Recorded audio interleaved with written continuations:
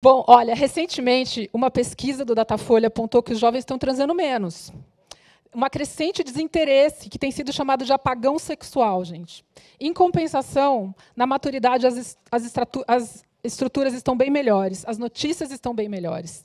A gente segue no jogo, e o melhor, descobrindo e experimentando mais do que em qualquer outro tempo da vida.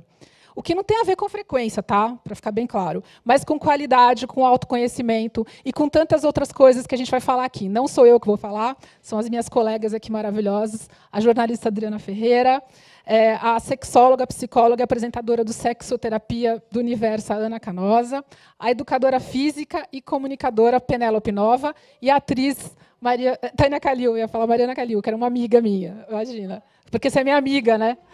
Ó, muito bem-vindas. Esse papo vai ser quente.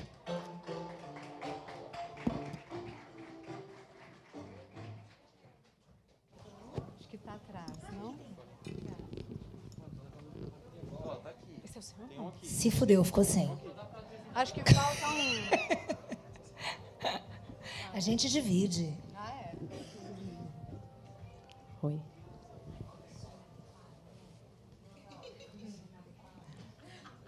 Já começa querendo dividir, assim? Achei que era outro, o palavrão. Era o palavrão que eu já te pai, Penélope. Já estamos no ar já? Tá quase Estamos? 50 anos. Começamos? Começamos? Boa tarde a todas, todos, todes. Eu sou Adriana Ferreira Silva. É um prazer enorme estar aqui para falar sobre este tema tão empolgante, no mínimo, né? Vai ser muito pouco tempo que a gente vai ter. Eu tinha preparado um super preâmbulo para começar o nosso bate-papo, mas aí ontem à noite eu estava ali fazendo a minha lição de casa e vi uma entrevista da Tânia, no UOL, em que ela falava, que era justamente sobre o tema da nossa conversa, e a Tânia falava, a libido se transforma. Então, eu desisti, eu derrubei o meu preâmbulo, e vamos começar por isso, então. Então, a libido se transforma. Fiquei pensando muito nisso, e queria... vou começar pela Ana, que é a nossa especialista. Ana, por que a libido se transforma e como a libido se transforma? Olha só, se a gente pode pensar por dois caminhos que se unem, né, que se alimentam, que se retroalimentam. Um é a questão fisiológica. De fato, quando a gente tem entrada na menopausa, a resposta sexual das mulheres vai ficar mais lenta. Isso faz parte por conta da diminuição do estrogênio. As pesquisas recentes têm mostrado que o estradiol, né, o estrogênio, é, na verdade, um dos mais responsáveis pela libido e não tanto a testosterona. Por isso que muitas mulheres fazem reposição de testosterona e isso não afeta a libido no sentido fisiológico. Então, a diminuição do estradiol vai provocar ressecamento vaginal e também pode dar um impacto muito grande na libido. Quando eu falo da libido, nesse sentido, eu estou falando do desejo espontâneo. Esse que você acorda de manhã com vontade de transar. Você sente acúmulo de tensão sexual, desce, olha para o porteiro e fala assim, Manuel, nossa, eu nunca tinha reparado. Porque você não estava pensando. É aquilo que vem espontaneamente. Ok. Só que a gente não funciona só de maneira espontânea. Então, eu acho que um dos grandes impactos que a gente vai ter na pós-menopausa é, de fato, o desejo espontâneo. Não que ele não possa acontecer, né? Mas, de fato, ele pode diminuir bastante e isso pode gerar uma saudade na gente. Tá. Mas tem uma outra questão. Se fosse só fisiológico, as mulheres não teriam queixa de libido e os homens não teriam queixa de libido com níveis hormonais normais na sua vida adulta, na sua vida de juventude. Eu recebo gente no meu consultório o tempo inteiro. Não tenho mais vontade de transar. Não tenho... Por quê? Porque a gente também tem uma questão, que eu acho que é isso que a Tânia também estava falando, sobre a questão do desejo responsivo, que não é o desejo espontâneo, estou com vontade de transar, olhei para você, no apaixonamento, porque também, quando a gente está apaixonado, é outra característica, né? Mas que é o desejo que é movido pela sua disponibilidade para transar. E, para você ter disponibilidade para transar, você precisa gostar de transar. E o sexo que você faz precisa ter qualidade. Então, nesse sentido, eu acho que muda vamos dizer, na maneira como a libido se manifesta no corpo. Então, a resposta sexual fica mais lenta.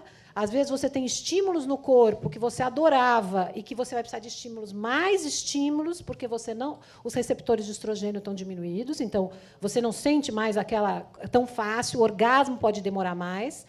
Por outro lado, se você se disponibiliza e você tem uma libido emocionalmente, né, na cabeça, se você gosta de sexo, se você gosta da interação da relação ou da masturbação, está tudo bem. Você vai disponibilizar o seu desejo responsivo. E aí, então, acho que é nesse momento que mudam as coisas. Né? A gente tem um pouco mais de inteligência sobre como é que a sua resposta sexual funciona para que, né, ela continue funcionando. Tânia, você tem um casamento de mais de 2 décadas, né? Como é que foi essa transformação da libido? Eu gosto sempre. Boa tarde a todos. E muito obrigada, esse teatro maravilhoso, por receber esse assunto, né, esses assuntos tão incríveis nesse lugar que eu acho o melhor teatro do mundo. Então, é muito bom estar com vocês aqui nesse palco maravilhoso. Eu acho que, assim, na minha concepção, a libido, a gente está muito acostumado a cindir, né, a gente em pedaços emocionais, físicos, e isso acho que é um desfavor, principalmente quando a gente vai amadurecendo. Então, separar a libido como algo estático, ou estático não é nunca, né? Mas algo separado de toda a nossa existência, eu acho que é uma perda de tempo e um desfavor mesmo para o amadurecimento dessa forma mais integral que a gente cada vez deseja que seja visto e deseja, né, nos ver dessa maneira. E também uma coisa que me incomoda um pouco é ficar bandeirando que estamos com 45, 50 e o sexo é melhor do que nunca, que eu acho que acaba distanciando, muitas vezes, a realidade individual, que, ao amadurecer, a gente adora descobrir que a gente não pertence a essas caixas que nos colocaram e que a gente se colocou. Então, assim, se libertar e se aceitar nesse lugar, para mim, é um dos maiores ganhos do envelhecimento, do amadurecimento. Então, assim, a libido ela se transforma. Eu acho que essa libido responsiva... O desejo responsivo. O desejo responsivo, realmente, pelo Manuel, pelo porteiro, por quem quer que passe, ele se transforma, ele não é tão imediato e espontâneo, mas eu acredito que, assim como atriz, né, esse movimento da gente ensaiar o que a gente deseja com intenção. Então, a gente tem mais conhecimento do que quer e do que não quer na nossa vida. Acho que o tempo de vida vai nos dando essa certeza. E acho que com a libido também tem uns aspectos muito claros nessa ordem, né? De saber o que eu sinto, o que eu quero sentir. Porque, se eu não sinto e quero estar com aquela pessoa, o que eu quero sentir com ela? Eu quero me sentir livre, eu quero sentir prazer, eu quero sentir amor, eu quero sentir tesão. Então, assim, eu tenho que me abrir para isso, porque não vem mais do Espírito Santo com tanta facilidade. Desculpa, né, falar assim, mas não é tão uau, toda hora, todo dia, depois de um período que você está junto e ser love you, desculpa, eu vi o diretor desse lugar incrível, não pude deixar de dizer love you. Então, eu acho que a libido, assim como o teatro, assim como a vida e o que a gente deseja, é treinado, é ensaiado também. Então, eu acho que, quando a gente vai passando mais tempo junto, a gente tem que se dispor a botar essa intenção em ação. Eu quero estar junto, eu quero amar, eu gosto de sexo, né? Para quem gosta, eu quero estar junto. Então, o que eu vou abrir em mim? Qual é o espaço que eu vou abrir? Qual escolha eu vou fazer hoje na minha relação para deixar isso vivo, para deixar isso prazeroso? É assim que eu vejo. Só para complementar, eu acho que tem uma coisa legal que é do nosso dicionário erótico e do dicionário do casal, que é a memória erótica que a gente constrói de nós e da relação com o que nós temos, né?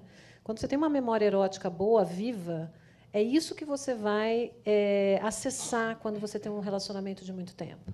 É aquela pessoa... Achei maravilhoso tem uma memória pegada, erótica. é aquela pessoa que te olhou daquele jeito. Então, quando um casal, de alguma maneira, tem uma química forte e tem no sexo um encontro, mais do que um encontro de prazer, um encontro lúdico, a memória erótica salva a gente dos momentos em que a gente não está tão disponível fisicamente e emocionalmente para o sexo.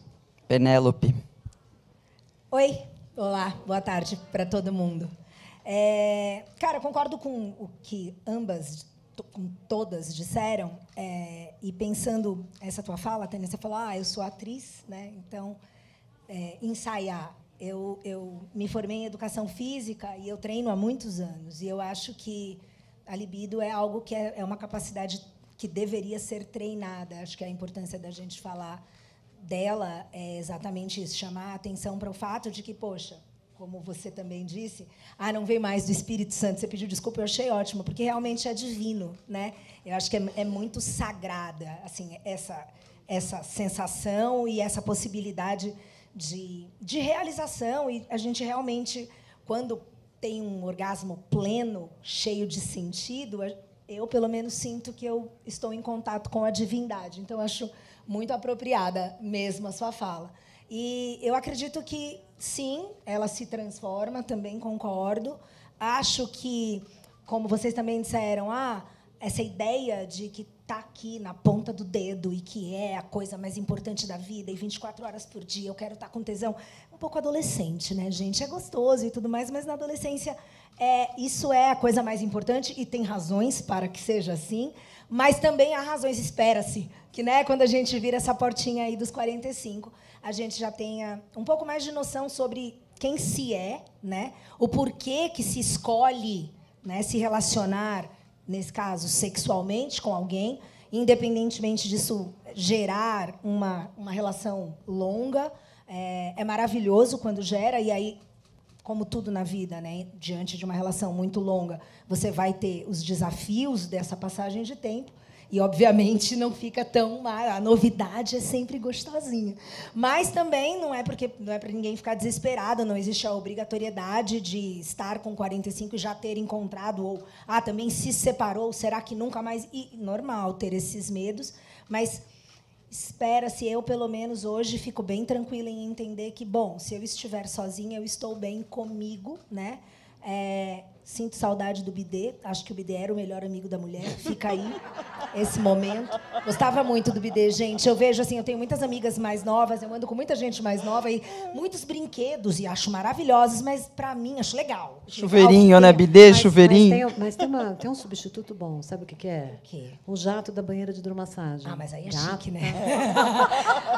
Tenho certeza, e já usei. No hotel, dá para fazer assim peripécias com o jato da piscina ou da banheira. Fantástico. Mas, assim, sinto falta, porque o jatinho lá, né, não esquenta. Não esquenta, e você tem que segurar também a mangueirinha, né? O bidê era muito maravilhoso. Era um tapinha que você dava, ele já ficava morto. Agora, vai. Era muito perfeito, sinto saudade. E acho os brinquedos fantásticos. Não sou muito adepta, sou mais Eliana mesmo, me viro com os meus dedinhos, mas acho que a memória afetiva, no caso da memória erótica da relação, eu namoro agora há 5 anos, e, obviamente, 5 anos não é a mesma coisa. Lua de mel ainda, né? 5 anos. Não, acho que não. Não, assim, sim, porque é uma escolha de sempre resgatar esse encontro, né? Eu me pego olhando para o meu namorado, sempre pensando... Esses dias mesmo, não vou contar, não, mas, assim, lembrei agora... lembro de momentos dos nossos primeiros encontros, e isso super realimentam, assim, porque, estou com quase 50.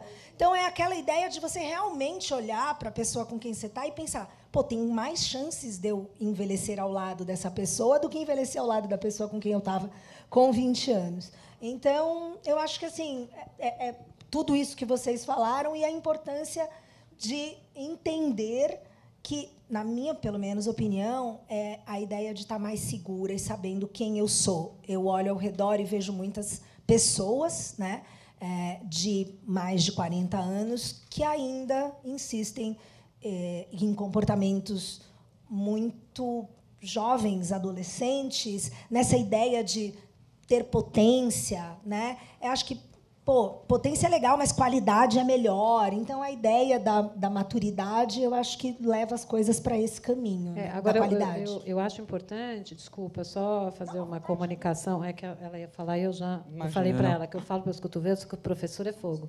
Mas eu acho importante esse papo que nós estamos tendo, porque as mulheres precisam comunicar às suas parcerias o que está acontecendo. Porque, às vezes, por vergonha de falar que está na menopausa ou que não está lubrificando, não usam lubrificante na hora da relação e vai doer. Tem jeito. Então, a gente precisa comunicar. Porque homens, por exemplo, que não passam pelo processo de menopausa, não sabem o que é isso. De repente, você está ali, você tem lubrificação, no dia seguinte você não tem. E uma penetração machuca você. Não tem como ter prazer tendo dor na penetração. Então, é muito importante que a gente seja plena, sabendo de como o nosso corpo funciona para comunicar às pessoas. Isso é muito fundamental.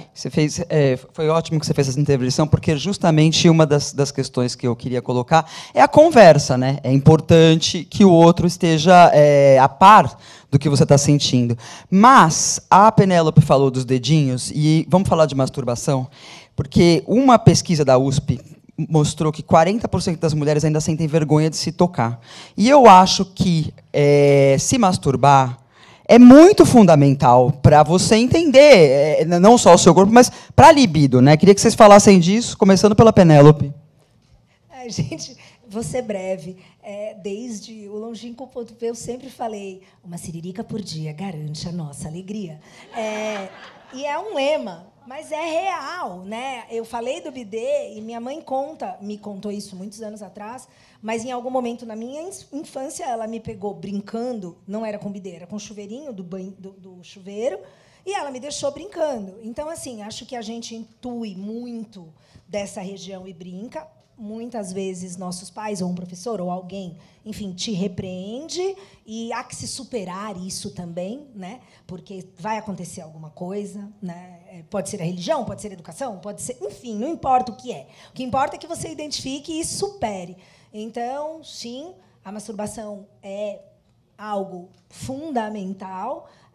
A nossa libido, o desejo feminino, ele é mais complexo, menos mecânico, né? Se você pega um pau na mão e fica fazendo assim, você pode estar falando do assunto mais desagradável do planeta. O ser humano, uma hora, ele não consegue mais acompanhar o que você está falando, porque o sangue já se deslocou para uma outra região e não existe mais nada além daquilo.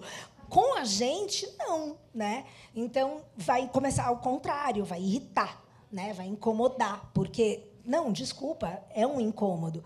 Então, assim, sem papo, sem condições de avançar. De novo, a gente fala de constrangimento. Sim, eu lamento, e é por isso que é importante falar, porque, você passou dos 40, você já está chegando nos 50 ainda? Até quando? Né? E há que se investigar também a importância de você, então, buscar alguma ferramenta terapêutica que te possibilite tirar isso de você. Porque, se não aconteceu espontaneamente até agora, então está na hora de agir e procurar saber um pouco mais. E é para isso que, né, você tem tantas possibilidades, inclusive, encontre uma com a qual você fique mais à vontade, porque o interesse é seu, ninguém vai fazer por você. Eu acho que tem uma questão que é assim, primeiro, autoconhecimento. Eu só posso dizer para o outro que eu gosto se eu souber. E só interromper, eu queria que você, né, autoconhecimento, mas queria que você falasse também, como profissional, como é que as mulheres chegam para você nessa questão da masturbação? Eu acho que tem isso, assim, o sexo para a mulher foi historicamente muito associado ao amor. Você só podia transar se você amasse muito, tinha que ficar virgem, etc. Então, só amando muito. Então, a gente romantizou o sexo. A história da civilização, né, com a repressão sexual feminina. Quando eu faço essa pergunta, por que você faz sexo? As pessoas vão responder para reprodução, para prazer. Mas a gente não faz sexo só para isso. A gente faz sexo para ser desejada, para ser amada. E as mulheres associaram muito, historicamente, ser amada e fazer sexo, né? E amar e fazer sexo. Se a gente soubesse, né, se as pessoas soubessem o que a masturbação ou o que um orgasmo pode favorecer na resposta sexual feminina, as mulheres ganhavam o mundo. Por quê? A resposta sexual feminina é diferente da masculina. A nossa resolução pós-orgasmo, ela é mais lenta, nos homens ela corre mais rapidamente. Quando ela corre mais rapidamente, a prolactina entra, e a prolactina é um hormônio contrário aos estrogênios, então é o hormônio do não tesão. Como as mulheres elas demoram mais para voltar ao corpo, ao estado anterior, então a fase de resolução é mais lenta, a gente fica mais tempo sob o efeito de dopamina. Então, eu, quando vou, por exemplo, escrever um texto da UOL que está difícil de eu focar, me masturbo e escrevo. Gente, achei alguém igual a mim! Por quê? Eu falo isso, as pessoas acham que é brincadeira. Não é, porque as mulheres não entenderam ainda que o efeito de um orgasmo, ele não tem só a questão do prazer sexual, mas tem muita questão de você ficar sob o efeito da dopamina, e a dopamina é o hormônio do foco. Então, eu falo, você está com problema no seu TCC, gata? Vai, se masturbe, que volta para sentar para escrever, vocês vão ver como funciona. Você está meio desfocada, masturbe, vai lá. Porque acho que tem isso. É o que a gente não teve de acesso à masturbação, no sentido de poder fazer isso de maneira super tranquila, é o meu corpo, e eu não faço só para agradar, para ter tesão, para ter um orgasmo. Eu faço para escrever o texto da coluna que está difícil. Aquele relax, né? Então, os homens têm esse treino facilmente. Gata, vai, escreve. Eu ia falar isso. Eu ia falar gente, assim, Tânia. depressão, os homens usam isso, mas muito tranquilamente. Isso que eu ansioso. Ai, não consigo dormir. Não, assim, bate uma falta punheta. 5 minutos para Ai, não sei voltar o quê, do almoço. bate uma punheta. O cara, ai, falta tô 5 minutos para ele voltar do almoço, ainda dá tempo. Ele fala, vou bater uma punheta. Pronto. Levantou, tá com o pau duro. Acabou. Pô, acordei cedo, bateu uma punheta. Por que a gente não faz a mesma coisa? A mesma coisa de Eu manhã. falo que não tem higiene bucal, higiene sexual, cara. Concordo plenamente. Tânia. Você falou, eu fiquei aqui pensando, quantos por cento? 40%? 40%. É muito, né? 40%. É muito, é quase metade, né, de nós. Espero que seja uma pesquisa antiga, espero profundamente, porque eu, como mãe de 2 meninas, o que a gente mais quer é promover o autoconhecimento em todos os âmbitos, né? O olhar para si, reconhecer o seu corpo, reconhecer o que eu quero, como eu sinto e como eu me aciono. Né? Eu acho que a masturbação é uma forma de se acionar, numa forma, né, de se higienizar também energeticamente, a gente pensando. Então, é muito triste pensar que tem medo, 40% tem medo de se tocar. Sente vergonha de se tocar. Então, é muito intensa essa constatação, né? Porque é tipo assim, metade de nós não temos permissão, autopermissão ou permissão externa para se conhecer. Mas isso é um significado de outras 1000 coisas que acontecem. Até outro dia, né? eu não sei como é que está isso agora, eu gostaria muito que tivesse mudado, mas até, sei lá, 10 anos atrás, era 75% das mulheres que nunca tinham tido um orgasmo. Sim. Então, agora, acho como que que tá chega ao melhorando. orgasmo sem se masturbar? Então, não Porque tem se ninguém como, nasce né? sabendo, às Coisa vezes, tá ligada. né? Se Agora isso não tá vem em torno A de automático. sorte de gozar. Ui, que só, é loteria. Agora, falando, inclusive, pegando esse gancho que você usou do orgasmo, tem não sei se vocês ouviram falar de um filme que a Emma Thompson é a atriz principal. Hoje, inclusive, saiu um texto no jornal. Não estreou ainda e eu esqueci o nome do filme, mas depois eu conto para vocês. Mas é um babado, porque a Emma Thompson ela tem 67 anos e, pela primeira vez, ela fez no frontal no cinema. E qual é a história do filme? Ela é uma mulher que era casada, aquele casamento blá, blá. E aí, ela, não sei se ela separa ou se o marido morre, e ela contrata um garoto de programa e passa a ter... Ela decide ali fazer... Ela era uma mulher que não tinha orgasmos, enfim. E passa a ter ali uma rotina com esse garoto de programa para experimentar tudo que ela não tinha experimentado ainda até aquele momento, né? E a Emma Thompson falando sobre o processo do filme, porque ela fica, né? Ela falou que ela nunca tinha feito um nu no cinema, e ela fala: eu não sou uma atriz magra o suficiente para terem me colocado numa cena de nu no cinema. Ela falou que foi muito difícil agora fazer isso. Ela falou que teve que treinar muito e tal. Então, tem uma coisa ali também no quesito das mulheres, né, da libido, que é o corpo. Né? Porque os homens, assim, a gente sabe muito bem, acompanha os homens com mais de... Estamos aqui no evento 45 mais, e a gente sabe muito bem como é que são os homens 45 mais. Né?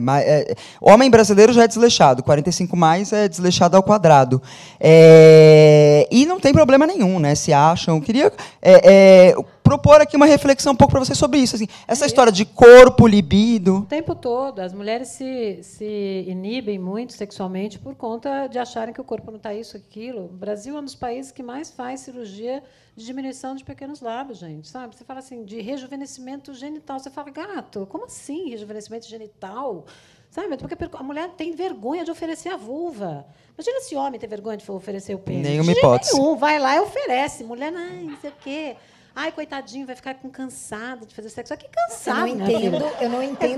Eu entendo fazer para gostar mais de si mesmo. Porque, né? Ok, mas diretamente relacionar a cirurgia a agradar o parceiro, aí eu realmente acho mas que agora, você quer fazer para você olhar, levantar e falar, gente, bucetinho. Aí tudo bem, né? Agora, para agradar o outro, mas acho que é essa associação muito forte de o sexo para a mulher é um prolongamento do desejo masculino. Isso foi muito historicamente colocado, machismo, sociedade patriarcal, repressão sexual feminina. Então, para as mulheres desconectarem e estarem presentes na relação sexual, eu quero, eu desejo, eu estou afim de transar, eu quero desse jeito, vamos negociar o prazer, isso é muito novo ainda, historicamente. É um exercício que as mulheres têm que fazer na comunicação e na questão da aceitação do corpo. Tânia. Isso, Ana, sobre a presença, né? Eu acho que na vida a gente está tão desconectado, né? De estar presente, da escuta sincera, da autoescuta, do que está se passando dentro da gente, quanto mais do outro, que a gente fica suscetível a estar para o outro, para o olhar do outro. Então, acho que o maior movimento, né, o que a gente mais pode deixar, não só para a gente mesmo, mas como herança e dessa sexualidade, no meu ponto de vista, é que a gente possa resgatar essa presença, porque é impossível ter uma boa relação sexual, qualquer outro tipo de relação também, mas é impossível se a gente está pensando, e é muito comum, porque a gente está super atarefado, mas está pensando na conta que vai pagar, se vai buscar o filho na escola, não sei o quê, se a bunda está mole, se não sei. É tanta informação que é impossível estar ali presente, vivo, vendo o que eu estou sentindo. E no palco é assim, né, isso? A gente não está ali inteiro sentindo, a gente faz pro forma, aí entra na sexta, você está igual no sábado, em cena, no domingo você está igual, e no sexo a mesma coisa. Se vai fazendo pro forma, chega depois de uma temporada ou de alguns anos, é um saco estar junto, porque você não está inteiro, você não está fazendo com que aquela relação ali seja inteira, e está sendo preencher cotas, preencher, né, atividades, quantas milhões a gente já tem, além de deixar a bunda menos mole, de cuidar do cabelo, cuidar da ruga, cuidar dos filhos, cuidar. É muita pressão, então a gente despresentifica a vida e o sexo sem presença. E a melhor parceria, eu não sei se vocês concordam comigo, mas a melhor parceria sexual não é nem esteticamente do jeito que eu gostaria, nem pela performance. Mas o sexo está dentro da gente. A energia sexual nasce com você, é no seu corpo, não precisa do outro, pode gostar de estar com o outro. Mas é alguém com quem você pode ser livre, em que o seu desejo pode ser realizado numa linguagem que, às vezes, não precisa ser fala, sabe? Pode ser de comunicação corporal, porque está tudo aqui na tua cabeça. Teve uma pesquisa, uma vez eu escrevi para a VIP durante 9 anos, e eles fizeram uma enquete sobre o que as pessoas pensavam durante o sexo. 68% das mulheres entrevistadas disseram que pensavam em outras coisas ou em outras pessoas durante o sexo. Isso é um problema? Não. Isso é você com a sua fantasia sexual te estimulando. Isso não tem nada a ver com a pessoa que está do seu lado. O fato de eu poder estar com alguém e legitimar o que essa pessoa gosta, curte, acolher o desejo dela, mesmo que eu não realize determinadas práticas, cara, esse é o encontro sexual. Porque o sexo está em você, primeiramente. Se você tem uma parceria que está ali e acolhe o seu desejo, cara, isso é sensacional. É isso. Né? Não é o corpo, não é a bunda, ou quantas vezes você transa, ou se teve uma disfunção erétil ou não. Eu entendo e eu concordo, acho que isso é o ideal. Porém, a maioria de nós, e aí eu me incluo nisso, eu passei muito tempo, quando eu digo perdida, é sem saber mesmo, né? Aprendendo e tentando entender. E, por um longo período, o meu desejo ele encontrava significado, eu tentava me validar a partir do outro. E isso é assim, gente, não é que isso também não é problemático. Assim, acho que todo mundo passa por isso. É problemático, né? Mas é algo que se é só isso, né? É impossível. Não, eu acho que acontece com todos nós.